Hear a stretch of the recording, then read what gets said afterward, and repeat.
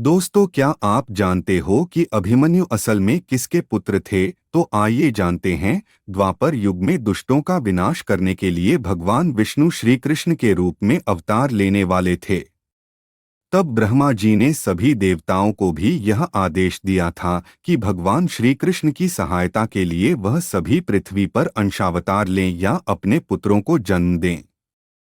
जब चंद्रमा ने सुना कि उनके पुत्र वर्चा को भी पृथ्वी पर जन्म लेना का आदेश मिला है, तो उन्होंने ब्रह्मा के उस आदेश को मानने से इनकार कर दिया। साथ ही यह भी कह दिया था कि उनका पुत्र वर्चा अवतार नहीं लेगा। तब सभी देवताओं ने चंद्रमा पर यह कहकर दबाव डाला कि धर्म की रक्षा करना सभी देवताओं का कर्तव्य ही नहीं, धर्म भी है। इस धर्म कार्य के लिए चंद्रमा अपने पुत्र को कैसे विमुख कर सकते हैं? देवताओं के दबाव डालने पर चंद्रमा विवश हो गए, लेकिन उन्होंने देवताओं के सामने शर्त रख कि उनका पुत्र ज्यादा समय तक पृथ्वी पर नहीं रहेगा। साथ ही भगवान श्री कृष्ण के मित्र देवराज इंद्र के पुत्र अर्जुन के पुत्र अभिमन्यु के रूप में जन्म लेगा।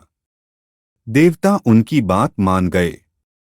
तब चंद्रमा ने ये भी कहा कि वर्चा श्री कृष्ण और अर्जुन की अनुपस्थिति में अकेला ही अपना पराक्रम दिखाता हुआ वीरगति को प्राप्त करेगा, जिससे तीनों लोकों में उसके पराक्रम की चर्चा होगी। और वर्चा श्री कृष्ण और अर्जुन की अनुपस्थिति में अकेला ही अपना पराक्रम दिखाता हुआ वीरगति को प्राप्त करेगा, जिससे तीनों लोकों में उसके पराक्रम की चर्चा होगी और वर्चा का पुत्र ही कुरुवंश का उत्तराधिकारी बनेगा।